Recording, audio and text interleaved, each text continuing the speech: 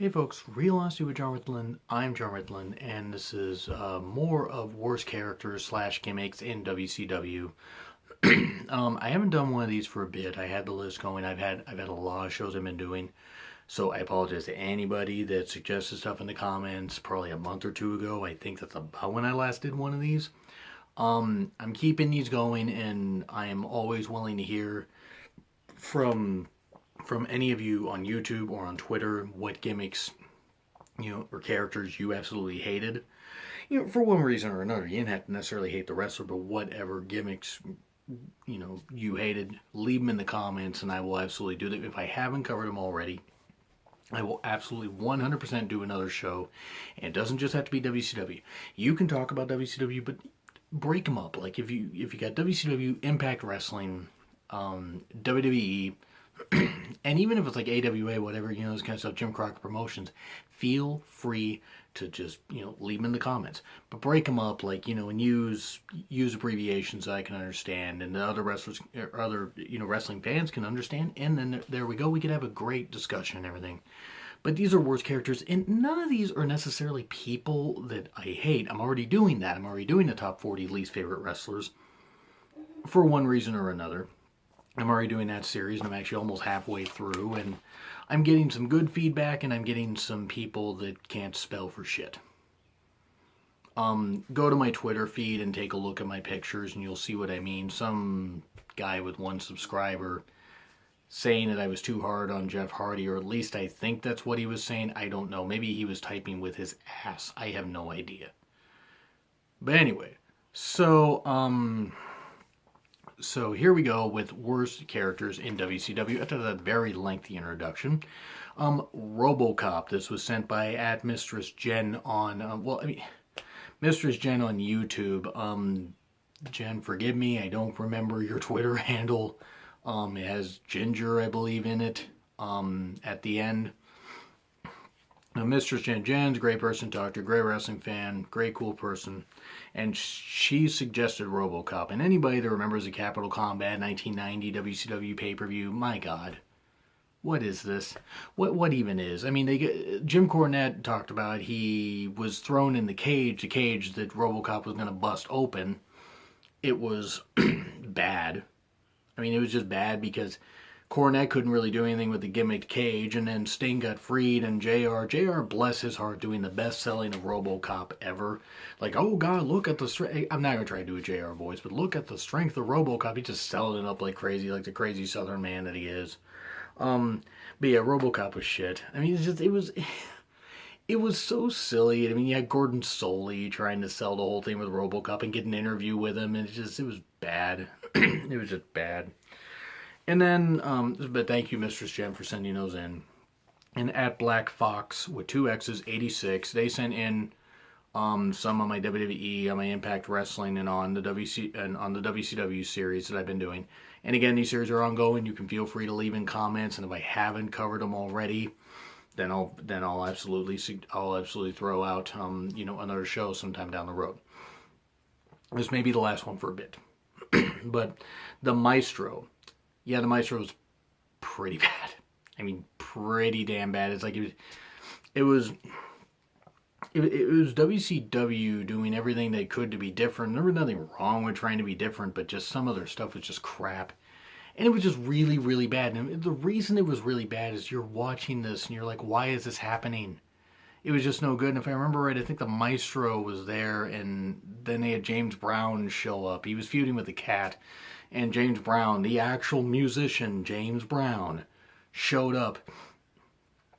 And the crowd just didn't seem to care. I mean, a few people popped in the crowd, but it's like, oh, he actually is here. And didn't help pay-per-view buys because no one knew he was going to be there. Well, no one believed he was going to be there, at least. But yeah, the Maestro was crap. And then Kiwi, I forget how exactly it's pronounced. His attire was weird. He's a good worker. Very good worker, actually. Had a good look as far as physique and everything, but his gear and everything in the character, which was never very well defined, was just bizarre. That's just really what it is, just bizarre. The artist formerly known as Prince Iukea. I like Prince Iukea. I think he's a damn good worker. I think he was a good underrated TV champion. He was a cruiserweight champion, I believe, once or twice. But yeah, the whole artist, formerly known as, it was just, trying to capitalize on the whole Prince thing, and it was Russo being Russo.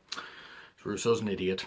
And I feel it feels nice to just finally just unleash. Where it's like, look, that's my opinion. I think Russo's. If you guys think that Russo's a genius, fine, cool, awesome. I don't know why you would think that, but whatever. We all have different opinions. It's like some people believe that Roman Reigns is the best wrestler ever, and then some of us actually have a fully formed brainstem. Kidding. If you guys like Roman Reigns, it's awesome. But the artist formerly known as Prince Iukea, they spent so much time on this entrance, the lavish lighting, the look, and everything, and never led anywhere. And he didn't have a very good valet with him. I don't remember exactly who it was. Was her name Paisley? Or is that just one of the Nitro Girls? A lot of the women blended together there. But I remember he had a valet with him. It just wasn't very good. And I think he even had dancers at some point. That was no good. Yeah, it was sad because he was such a good worker. Sting and Goldberg as heels. Yeah, because no one wanted to buy Goldberg as a heel. He was not a heel very long. He was a heel 2 months, maybe, and they turned him back.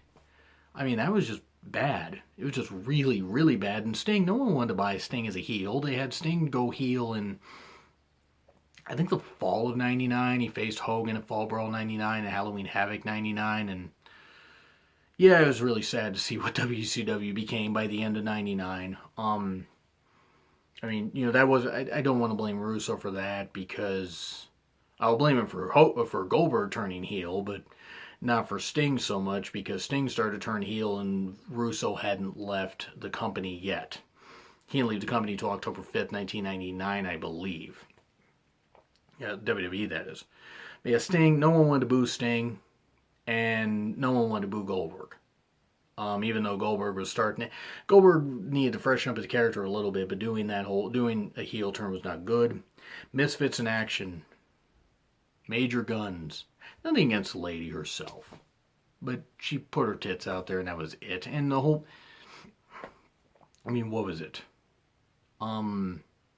Lieutenant Loco, who was Chavo Guerrero. You had General Erection, who was Hugh Morris, who's another piece of shit. And in fact, might actually make my list of top 10 or, top 40 least favorite wrestlers, because the guy was just generally a piece of crap. But yeah, it was just bad. It was just what was this? The Misfits in action. It was a goofy gimmick. It's nothing besides Hugh Morris. Nobody in there was particularly bad, but it was just stupid. And you had, God,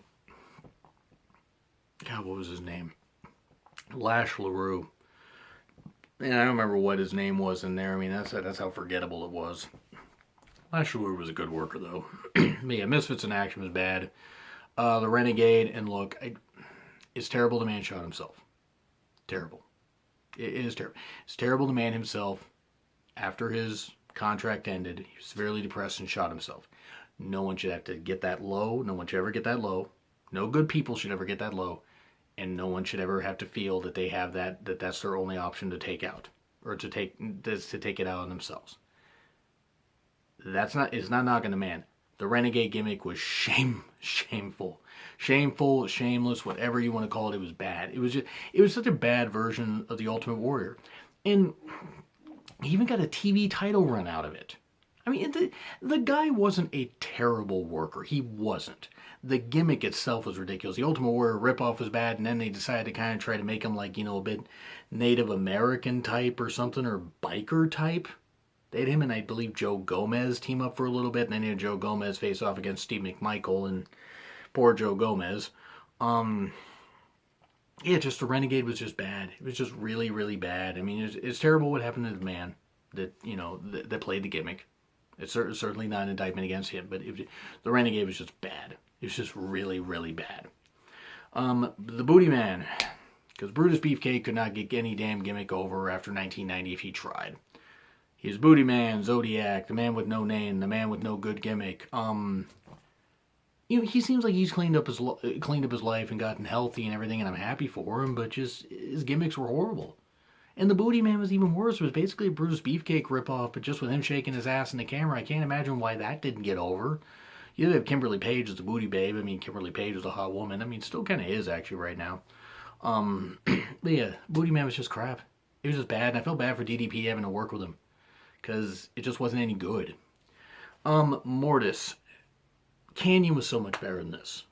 Canyon did well with the gimmick. I give him credit for that. Canyon was a very innovative offensive wrestler, and really a shame that he was not used better in WCW, but also in WWE. He was used better in WCW than he was in WWE. But it's just such a shame, and it's such a shame that he died. That he felt the need to take his own life. I used to believe it was a suicide. Just terrible. But Mortis wasn't a good gimmick, but Canyon seemed like a pretty good. Canyon was a really good worker. The Kiss Demon, again, not knocking the guy that played him, but just it was bad. I mean, Kiss, one of the most overrated rock bands ever. And yeah, I said it, and I said it just as much in a rapid fire episode when I talked about the Gene Simmons trademark of this, because Gene Simmons is a rock prostitute and a stupid little whore. But the Kiss Demon was bad. It was just really, really bad, and I felt bad for Vampiro having a feud with him in a graveyard match at, was it Great American Bash 2000? Might have been Spring Stampede 2000. So many of those 2000 pay-per-views blend together for me. It's like just, it's like a blur for like 6 months. The Kiss Demon was just really terrible, though. The LWO, because there was some good talent there, but it's like we did not need another NWO. We didn't, and this was one where the guys were just going to get beat anyway, and they did, and unfortunately the group's undoing came when Eddie Guerrero got in a car accident in late 1999. And it's terrible, or 1998, I mean, late 1998 into 1999, where he was dealing with the after effects and didn't come back until, I want to say, June or July of that year. His return match was on Thunder against Hoovy, I want to say. But just, yeah, the LWO was just bad. I mean, the whole storyline they had with Ray, trying to get Ray to join, and it didn't work. The straight edge society thing the Punk did with Ray was a lot better. But that's not knocking Eddie or any of the talents in there, though Hoovy was an egotist. It's not knocking the talents. It's just, it was a doomed venture.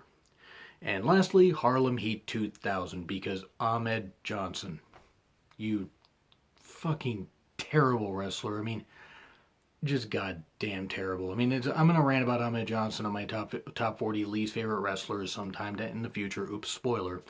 But yeah, just Harlem Heat 2000 was bad. I mean, Stevie Ray was on his way out of the business. He was older and he was breaking down, and he had to carry Ahmed Johnson, which you needed a forklift, not a Judy Bagwell forklift, but a bigger one, because Judy Bagwell was just, mother of whatever weight, and Ahmed Johnson was the size of a small planet.